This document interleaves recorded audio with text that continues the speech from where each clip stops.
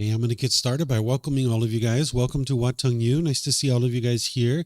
Welcome to everyone who's online as well. Tonight is our Sunday night meditation where I come together with students, guide you in a meditation session, and then basically just open up to whatever questions you guys might have. It's just like a question and answer session where other times we do meditation and I teach you guys. I'll probably share just a little bit of the teachings of the Buddha with you guys, but mainly just open up to whatever questions you guys might have about anything you're seeing here in Thailand, about the teachings of the Buddha, any challenges you're having in your own personal life. You can talk about anything you like and get help from me.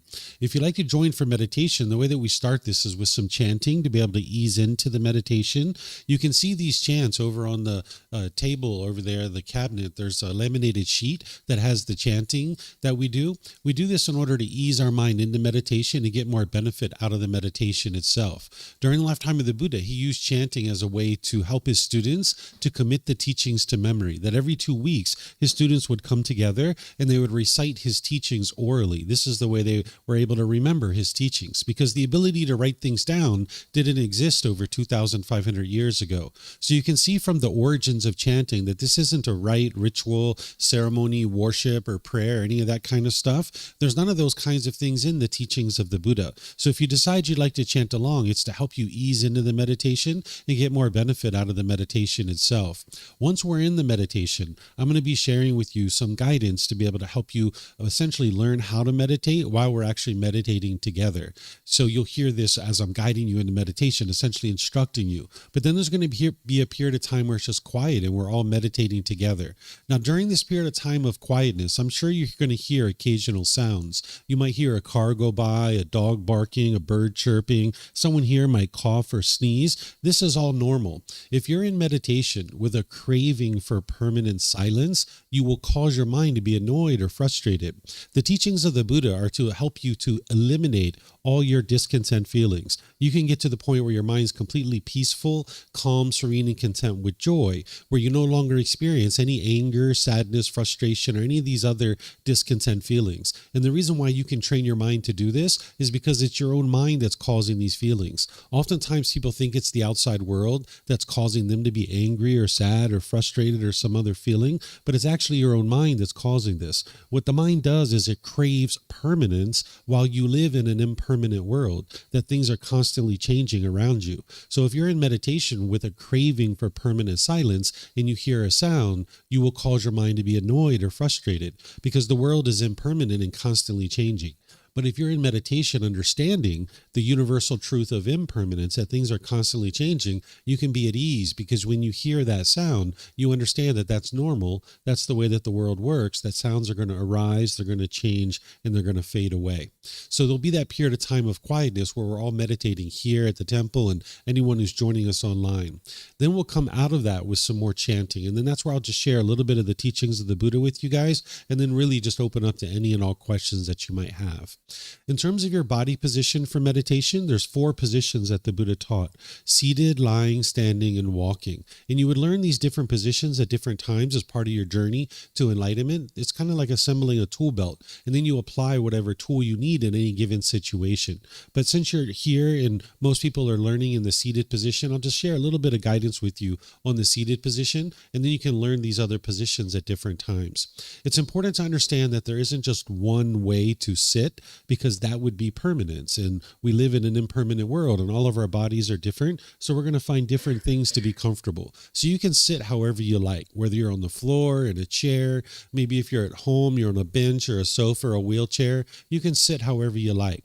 What I'm going to share with you are just recommendations or suggestions that you might consider, and you can use any of these or anything that you come up with on your own. You can use that too.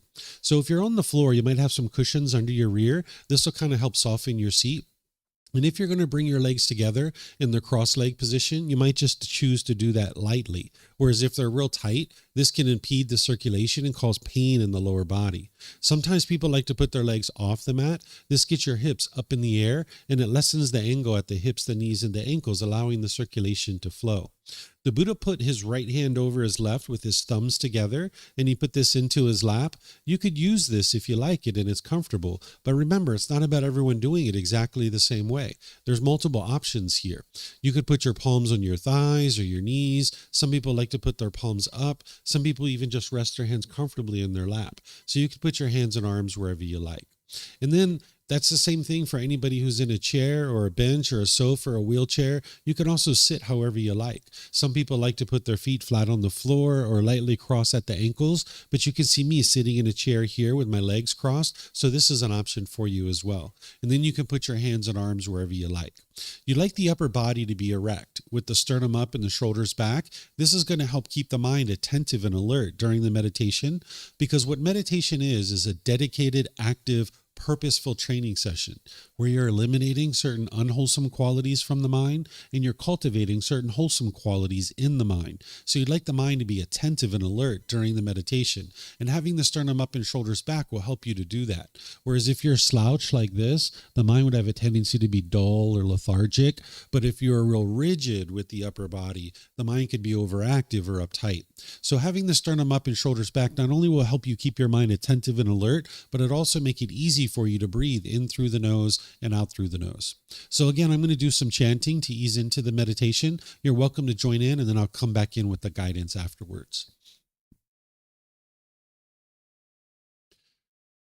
Arahang Samma Sambuddho Mahakawa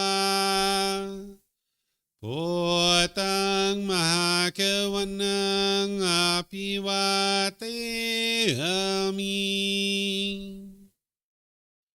Savakato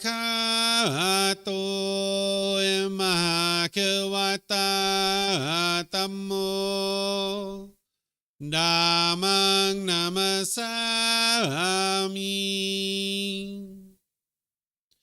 Supatipano Mahakavato Savaka Sankho Sanghang Namami Namo Rasa Bhagavato Arahato Samma Sambuddhassa Namo Rasa Bhagavato Arahato Samma Sambuddhassa Namo Rasa Bhagavato Arahato Samma Sambuddhassa Iti piso Mahakava Arahang Samma Sambuddho Vicacaranang Sammuno Sakato Rokavitu Anutero Purisa Dhamma Sati Satatawa Manusrang Bhutto Bhagavati. Okay, with the lower body and hands and arms comfortable,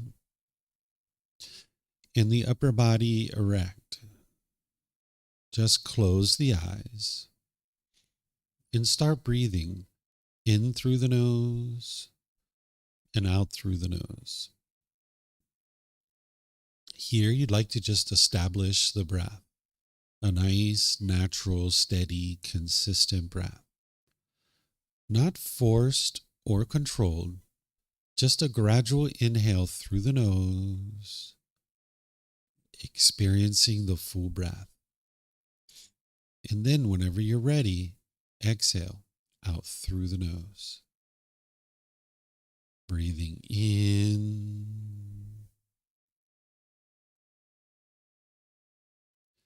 and out.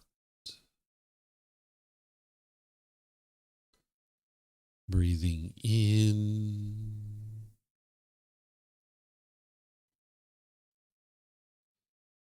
and out.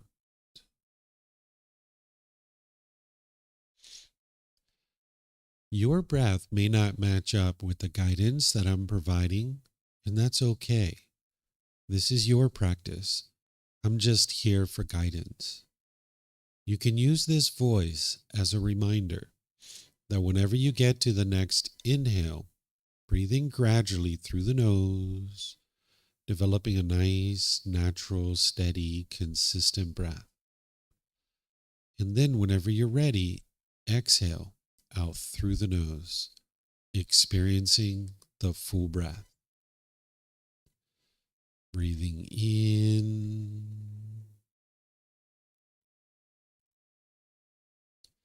and out. Breathing in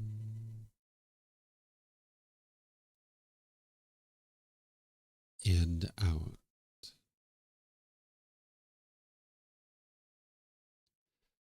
With the breath well established, start fixating the mind on the breath, either the sound of the breath coming into the nose or the sensation of air moving over the skin into the nose. The breath is the present moment. Fixate the mind on the breath, the present moment. Breathing in and out.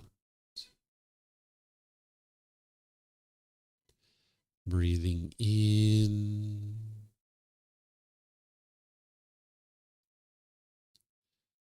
and out.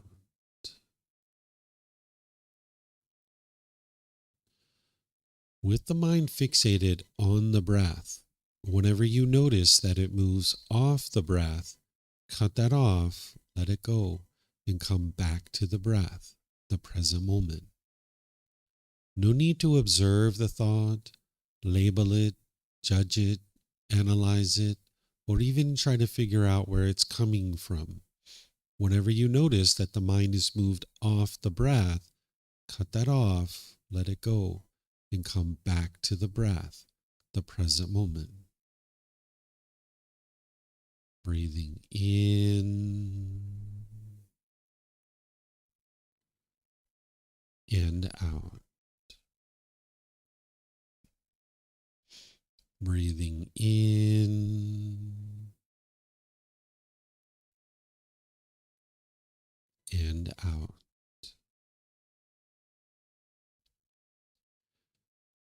I'm going to be quiet now and let you do this work of focusing on the breath, cutting off and letting go anytime the mind moves off the breath. You have nowhere to go. There's nothing to do. No one needs you right now. This is your time to focus on the breath.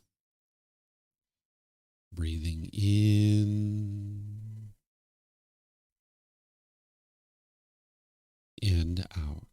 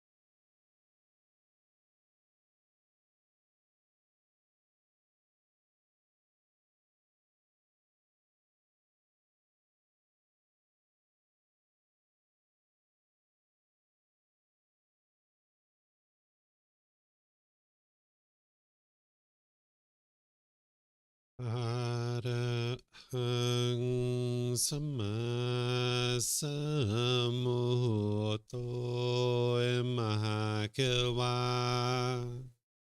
Wat Tung Mahakavanhang Apivateyami Savakato Mahakavata Dhammo Dhammang Namasami Supatipano Mahakavato Savaka Sangho Sanghang Namami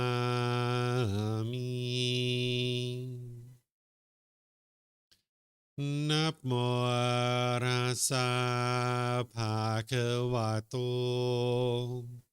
Arahato Sama Sambuddhassa Namo Rasa Bhagavato Arahato Sama Sambuddhassa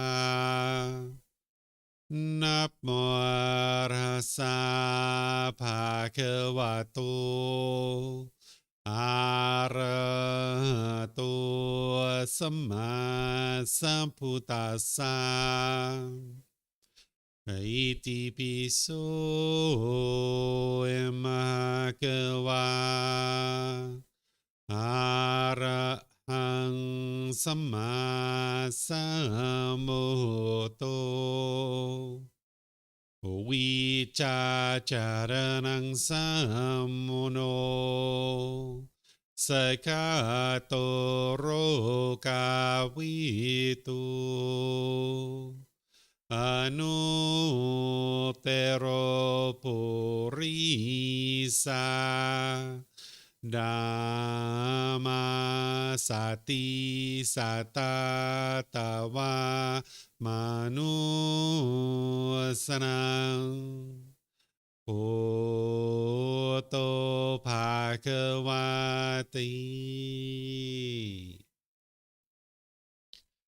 Okay, if you guys would like to slowly make your way out of meditation. Once again, good evening to you guys. Nice to see everyone here this evening. Welcome to everyone joining online as well. This individual who we refer to as the Buddha was born in 483 BCE in a place that we refer to as Nepal. He was born into a royal family, and he was the prince. He was destined to become the king. He was the firstborn son.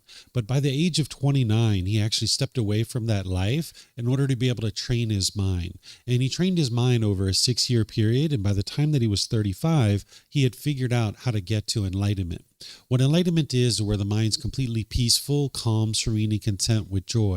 By the time you get to enlightenment, you will no longer experience any discontent feelings. You will have eliminated your anger, sadness, frustration, irritation, annoyance, guilt, shame, fear, stress, anxiety, loneliness, boredom, shyness, resentment, jealousy. All of this can be eliminated from the mind through training of the mind. By the time you get to enlightenment, you'll notice you have focus, concentration, clarity, and deep memory. Because the Buddha discovered these individual pollutions in the mind, and he figured out the tools and the techniques of how to eliminate them. And when you uproot those out of the mind, you'll see that the mind becomes focused with concentration, clarity, and deep memory.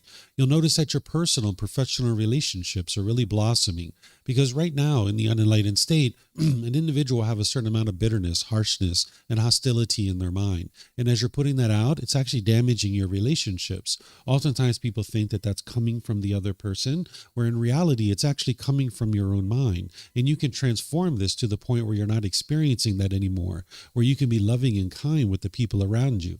And you'll see that your relationships will really blossom. They'll be at ease. You'll get to a point where you're not even in a bad mood any longer. So the Buddha, having figured out how to accomplish this by the age of 35, he taught for the next 45 years until he died at the age of 80. He died in 483 BCE. He taught in an area that we refer to as Northeast India. And during his lifetime, countless people got to enlightenment. And then he preserved his teachings in such a way that countless more people got to enlightenment after his death. So these are the three primary criteria of what makes a Buddha, is that they get to enlightenment by themselves without the help of any teachers or any guides. They then dedicate the rest of their life to sharing their independently discovered teachings, and countless people will get to enlightenment during that person's lifetime. Then they will preserve their teachings in such a way that countless more people will get to enlightenment after their death. The way that the teachings of the Buddha work is it's in order for you to learn, examine, and investigate his teachings intellectually. Then you reflect on his teachings to independently verify if they're true or they're false. And then you practice his teachings, integrating them into your day-to-day life and training your mind. His teachings aren't based in belief. You're not believing a bunch of things and hoping that something good happens when you die. Because with belief, you don't know what's true or false. You're just believing it. Maybe somebody convinced you to believe it, or you convinced yourself to believe it. Instead, you're learning, growing, and developing in this life to become a better and better person. Essentially, one of the ways you might think about the teachings of the Buddha is like a self-help program where you do this inner work, this inner growth, this inner development to be able to heal from what hurt you so that you never need to hurt ever again. But what's hurting you is not the outside world. Oftentimes, that's what people think, is that it's the outside world that is causing the difficulties and struggles that they experience. But what the Buddha figured out, and you can independently verify, is that it's your own mind that's causing these feelings. In his very first teaching, called the Four Noble Truths, he explains the problem in the mind, the cause of that problem, the elimination of it, and the path forward. And these teachings are something that you can independently verify. So the problem that he discovered is that the unenlightened mind experiences discontentedness, where it experiences conditioned feelings, that based on some condition, you will then experience a feeling. So for example, if it's sunny outside and you get really happy and excited about that, that's a conditioned happy feeling. The mind is experiencing happiness based on the condition that the sun is present. But the problem with that is that when that condition is no longer met, the mind is going to move to a painful feeling. So that's why if it rains or some other weather event, you'll get frustrated or agitated or annoyed. Because if you base your inner feelings on the sun is not permanent. So that means that your happiness is not permanent. Or say you base your feelings on your bank account being up here. You get really happy when your bank account balance is up here. That means when it goes down here, you'll be sad or frustrated or irritated. This is a conditioned feeling, that there needs to be certain conditions that are met in order for your mind to experience those feelings. And that's what we refer to as discontentedness, where the mind is shaken up, it's unsteady, it's uncalm. The mind will experience happiness, excitement, elation, but then it's angry and frustrated and irritated, or annoyed, or then you're shy and embarrassed or disappointed or feeling guilt or shame or fear or some other discontent feeling. This is all being caused by what the Buddha describes in the second noble truth. The second noble truth explains to you that it's craving, desire, attachment, the mind's longing, yearning, chasing after the objects of your affection, wanting things to be a certain way, craving permanence, when in reality you live in an impermanent world. So the mind chases and chases and chases and chases. It thinks that some external thing is going to provide lasting satisfaction. So maybe the mind might chase after more money, or maybe a boyfriend or a girlfriend or some other thing. And it thinks that if I just get this thing, everything in my life will be perfect. So it chases and chases and chases. And the mind can only be happy if it gets what it wants. So, for example, if you think that you're maybe in a relationship with a boyfriend or girlfriend, when you guys first get together, you're probably so happy and excited about that because you've got someone that's showing you affection. They're calling you and checking in on you.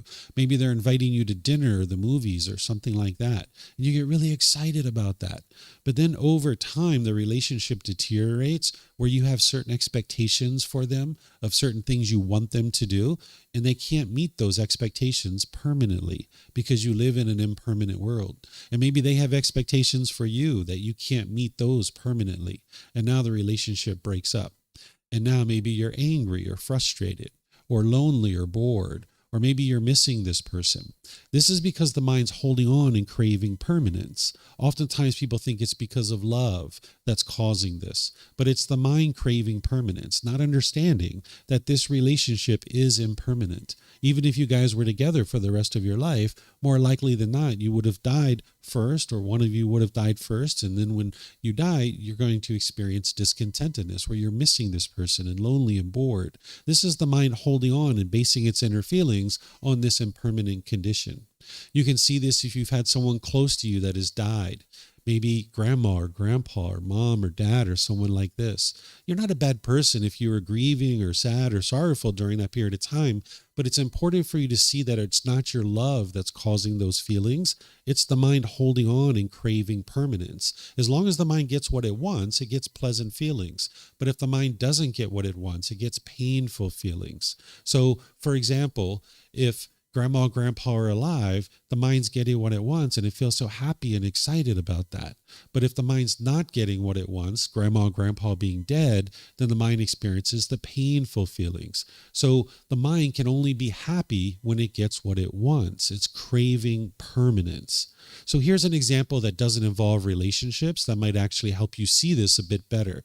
Let's just say you got a brand new car and you were so excited about this brand new car, and you drove it off the parking lot, and you went to a store and you parked it, and you went inside and you came out and you saw a scratch on your car.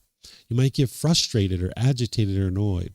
It's not the scratch that's causing this, and it's not the person who scratched your car.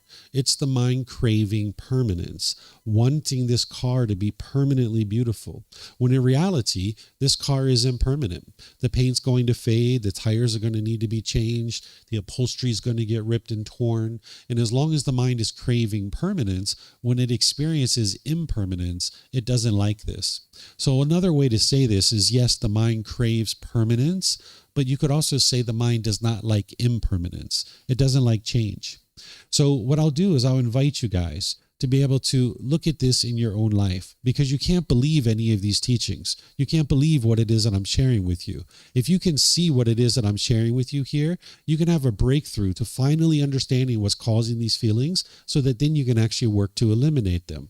But if you don't understand what's causing your feelings, if you keep thinking it's other people, then you'll never actually solve it. You'll continue to be angry and stressed and having anxiety for the rest of your life. So look at a recent situation where you've been angry or sad or frustrated or some other discontent feeling. It could have been this morning or yesterday or last week. Look at that situation. What was it that your mind wanted? What did you expect? What were you longing, yearning for? And if you would have gotten what you wanted, you would have been happy or excited. But because you didn't get what you wanted, the mind was angry or sad or frustrated. If you have trouble seeing this, let me know, because I will help you. I'll help you to be able to see this, because I've had plenty of students over the years need help with this. One time I had a student contact me and they were like, David, I need your help. I was like, okay, what's going on? They're like, I know you teach that it's my own mind that's causing these problems and these discontent feelings, but I'm sure it's my wife. I need your help. I was like, okay, well, what's going on? They said, well, I went to work this morning and my house looked beautiful. And when I came home after a hard day at work, she had a craft project all over the house. The house was all messy. And I got angry and frustrated when I came in. Didn't she cause me to be angry? She's the one who messed up the house. And I said, no, your wife didn't cause that. It was your mind craving permanence. That when you went to work, your house looked a certain way. And when you came home, you had the expectation that it was going to look exactly that same way when you came home. All you experienced was change. That's it. And the world is full of change. So when it goes from sun to rain, you can see there's no other person even involved, that it's just change. Or when your bank account balance goes from here to here, all that's happened is change. That's all that's happened. But the unenlightened mind doesn't like change. And I'm sure you've been in arguments where you've been adamantly trying to convince somebody to stop doing what they're doing, or else you're going to continue to get angry. Now, that's not to say that they weren't doing something unwise. They could have very easily been doing something unwise, but the mind's craving permanence, wanting everybody to do it this way. And if people do it this way, you're happy and you feel good about that. But when they don't do it your way, then the mind gets angry or sad or frustrated. And when the mind firmly believes that it's something external that's causing these feelings, what you'll tend to do is push people away. This is called aversion, where you've maybe pushed away friends or family out of your life. Or you might be being bitter and harsh and hostile to people through your intentions, your speech, and your actions. Or the third thing that someone will do when they don't understand that it's their own mind that's causing these feelings is they'll tend to put their expectations on people and try to pressure people and control them to do things your way. This is the mind trying to get its cravings fulfilled. But as long as you're pushing people away, you're being bitter, harsh, and hostile, you're putting expectations on people, you can't live harmoniously with all people. It's only a matter of time before you encounter somebody who does things differently than you. Because there's only one person in the world that actually does things your way 100% of the time. Do you know who this person is? Who's the person that does things your way 100% of the time? Yourself, right? So oftentimes people can only love someone who does things their way. And if that's the case, then you can only love yourself. And you might even have trouble doing that from time to time because you might put expectations on yourself. So what you need to learn how to do is separate the choices and decisions that people make from the person themselves. Understanding, because of the universal truth of impermanence, where everything around you is constantly changing, you're going to experience things that are different than what you're thinking would occur. And now, when you're experiencing that, you can just understand that this is impermanence. But if you can only love people who do things your way, you can only love yourself. And like I said, sometimes you might actually have difficulties doing that. So if you can separate the choices and decisions that people make, understanding that you're going to disagree with people's choices and decisions sometimes, because there's different ways to do things in the world, and you can still love the person, meaning have a genuine interest in seeing them be well. So the mind's going to crave for people to do things your way. The mind's ego thinks that my way is the right way and everybody else's way is the wrong way. But in reality, there's multiple ways to do things in the world. And based on our experiences that we've had in life, we will choose to do things in one way or another. And there's multiple ways to do things. So this is the second noble truth, is to be able to peer into this and be able to see that it's your own mind that's causing these feelings. And the empowerment in this is that if you can see that it's your own mind that's causing these feelings, then that means you can eliminate them. If it's everybody else who's causing you these feelings, you'll never be able to eliminate them, because you can't teach 8 billion people in the world to do things your way. It's just not possible. But you can train your mind. So by understanding that it's your own mind that's causing these feelings, it will allow you to then actually apply the solutions to fix it. And that's what the third noble truth explains. The Buddha helps you to be able to see you can eliminate these discontent feelings by eliminating the longing, the yearning, the chasing, the forming your feelings on external circumstances. And then the fourth noble truth explains to you the way to do this is the Eightfold Path. The Eightfold Path is the complete, perfect plan that's going to train your mind to be able to experience these enlightened mental qualities that I was talking about at the beginning of the class. So this Eightfold Path is a core central teaching of the Buddha that everything else plugs into. And I'm actually going to be teaching this tonight at 9 p.m. If you guys would like to learn, you're welcome to come here. We're going to do meditation, and then I'm going to teach the Eightfold Path, which is the core central teaching of the Buddha. And I'm going to walk students through this so that you can understand what the Buddha taught on this. You would need to learn it more than just one time in order to be able to train your mind to get to enlightenment. But if you're interested in experiencing this better way of life that the Buddha taught, you would like to learn the Eightfold Path. That's the place to really start.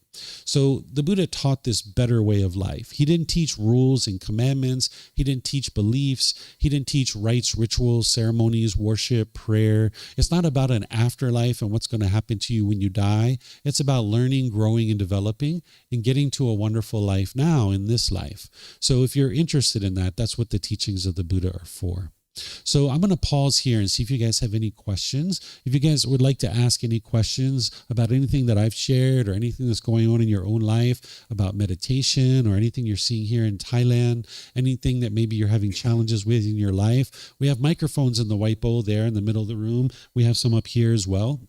If you could get a microphone and bring this back to your seat, just press the gray button. You're going to see the lights come on. And then if you could hold this up to your chin, we'll be able to hear you here at the temple, and they'll be able to hear you online as well. If you speak here without a microphone, they won't be able to hear you online. And then you can keep these with you because you might have more than one question, or someone around you might have a question, and you can just share the microphone with them. And then if you're not using it, if you could turn it off, that'll be helpful so we don't get feedback through the speakers. And then for anybody who's online, you can put your questions into Facebook, YouTube, or Zoom in the comment section, and I'll be able to see that. Or in Zoom, you can electronically raise your hand, unmute your microphone, and ask any and all questions that you like. So is there anybody here online that has questions? Anything you guys would like to ask? Yes, ma'am. If you could get a microphone there. Gabi, is that door open over there? I see a lot of insects flying around. I think maybe they're coming in for the lights. Thank you. Yes, ma'am. Just need to press the gray button. Okay, there you go. You can let your thumb off of it once it's on. Okay. Yeah. Thank you, first of all, for your guidance. At the beginning, you talked about different ways that we can position ourselves for meditation. And one of the ways was lying down.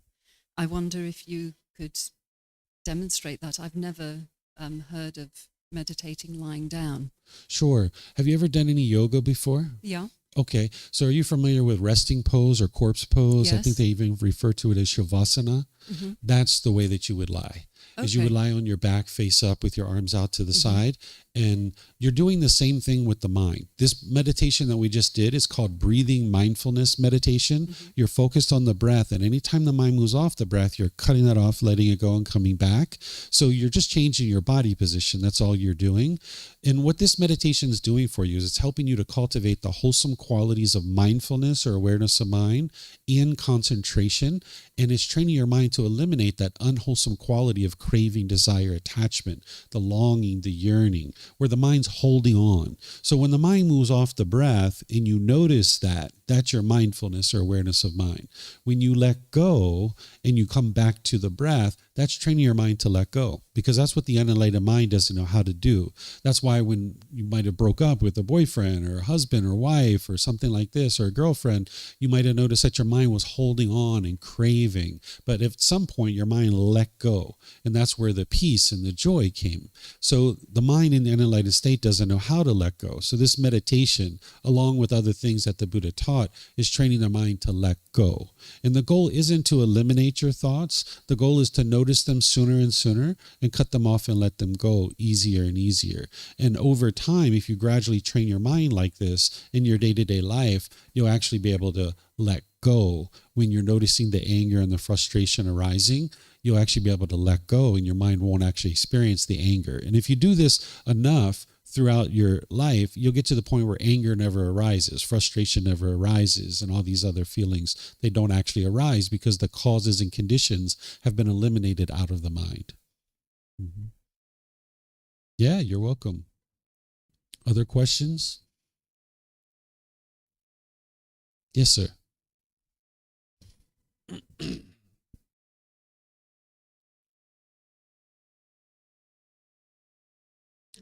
Not yet. I can hear you, but not through the mic.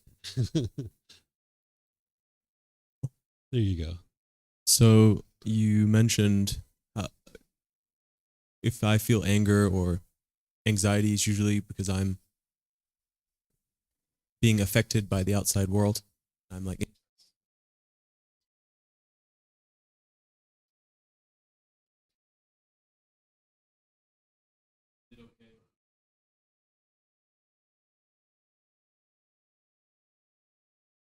The batteries are probably dead. They're impermanent.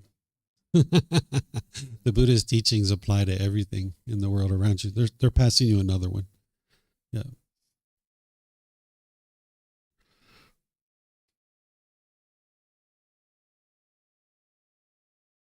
okay.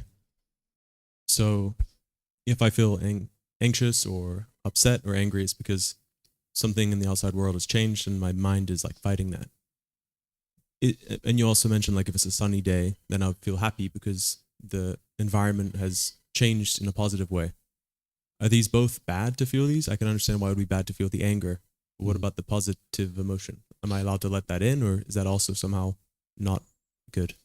Yeah, it's best to not think of it as good or bad, because this doesn't lead the mind to be able to fully understand what it is that the Buddha is teaching. Instead, it's best to understand that if you allow your mind to have a conditioned, pleasant feeling like happiness, excitement, elation, thrill, exhilaration, euphoria, that condition is not permanent. So that means when that condition changes, your mind's going to end up in the painful feelings, the anger, the sadness, the frustration, and others. So if you got so happy because you got a brand new job, that means when you get laid off, when the company goes out of business, or you get fired, or what have you, you're going to be angry or sad or frustrated. And that can sometimes be so far away from each other that you don't even notice that by allowing your mind to have the conditioned pleasant feeling, the painful one is coming along after that. So what the Buddha is guiding you to is to the point where you can have unconditioned happiness, unconditioned joy, where there doesn't need to be any condition met in order to be able to have that happiness or the joy in the mind. So as long as you allow your mind to have the conditioned pleasant feeling, then the painful one's waiting for you. So you need to be able to see the conditioned pleasant feelings as just as much a part of the problem as the painful ones. So what you're doing is you're training your mind to not form feelings based on external circumstances, because as soon as you allow your mind to do that, it's going to stay wired that way. You can get to the point where your mind's always bright and cheerful and glad and uplifted, and there doesn't need to be any condition met in order for that to occur. This is why some people become old and grumpy. Not everyone's old and grumpy, of course, but some people are old and grumpy because they have all these conditions. They have all these expectations in their mind of what they want in order to feel happy. So my mom and dad does this, my brothers and sisters does this, the weather is this, my boss does this, I have this much money in the bank account, I have this kind of house, this kind of car, then I will be happy. So that means your happiness is shrinking, because the more conditions that you place on top of that, then those things can't be true all the time. So the Buddha is teaching you how to eliminate that out of the mind, and the mind no longer does that, and the mind can just be peaceful and joyful and happy all the time. So what we say is that your mind is beyond the conditional happy feelings. Your mind is now in this unconditional happiness or unconditioned joy. And this is occurring through training of the mind. But it's important not to see it as good or bad or anything like this. It's just that it would be unwise to allow your mind to continue to experience conditional pleasant feelings, because those are only temporary. What you can actually get to is permanent happiness and permanent joy. But you can never do that if you keep holding on to the temporary happiness or the temporary excitement that you're experiencing. So the more you peer into this, you can see this to be true, and then you can learn the tools and the techniques of how to get to this unconditioned happiness. So using that example of the sun, an unenlightened being will wake up in the morning and they'll see it's sunny outside, and they'll be like, yay, it's sunny. All right, I'm going to go hiking today. I've been wanting to go hiking with my friends for a long time. Yay, we're going to go on that hiking trail. And now you go take a shower, and then you come out and you see it's raining. And now you're like, oh man, I'm so frustrated. I can't go hiking. Oh, right? You're all upset, right? That's because you based your happiness on the sun. So therefore, when the sun is gone, you're not happy anymore, because the sun's not permanent. Well, an enlightened being, after training their mind to get to enlightenment, now they wake up in the morning, they're already happy before they ever saw that it was sunny outside. And now they're like, sweet, we're going to go hiking today. This is going to be awesome. I'm going to call my friends. We've been interested in going this trail for a long time. Outstanding. And now you go take a shower and you come out and it's raining. And it's like, well, it's raining. I guess I'm not going hiking. So maybe I'll stay home and read a book, or maybe I'll go to the mall. Maybe I'll invite my friends over. We can cook some food. We'll still have a good time. Yeah, you can maintain your happiness. You can maintain your joy. But when you have conditional happiness, you can't do that. You can only be happy when that condition is met. And that's the danger in that. So being able to see that is helpful, that you can see those temporary pleasant feelings are just as problematic as the painful ones. Mm-hmm.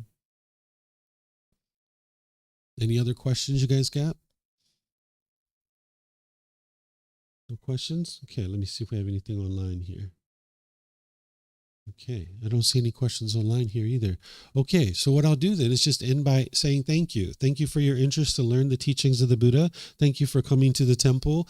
As you guys would like to learn more, you're more than welcome to. Like I said, this evening at 9 p.m., we have a session where I'm going to be doing meditation, and then I'm going to be sharing the Eightfold Path, which is the core central teaching of the Buddha.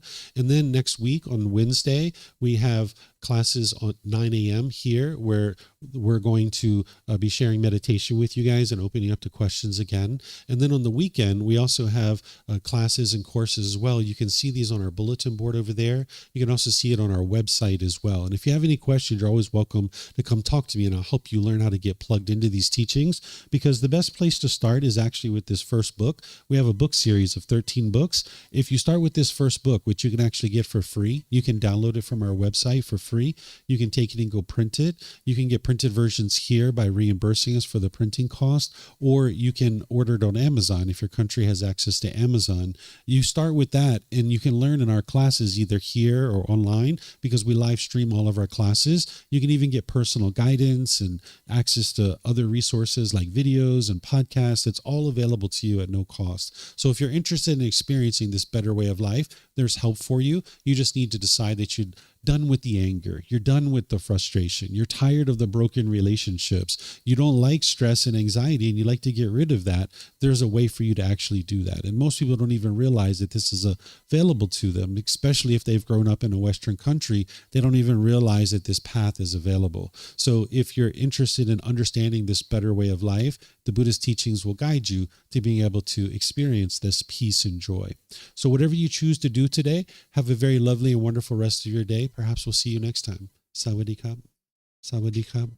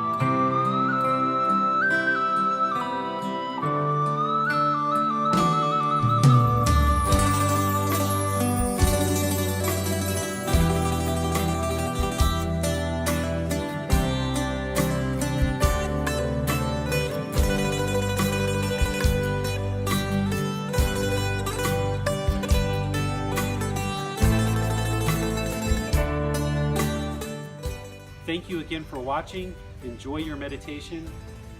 Look forward to seeing you online and answering any questions that you might have.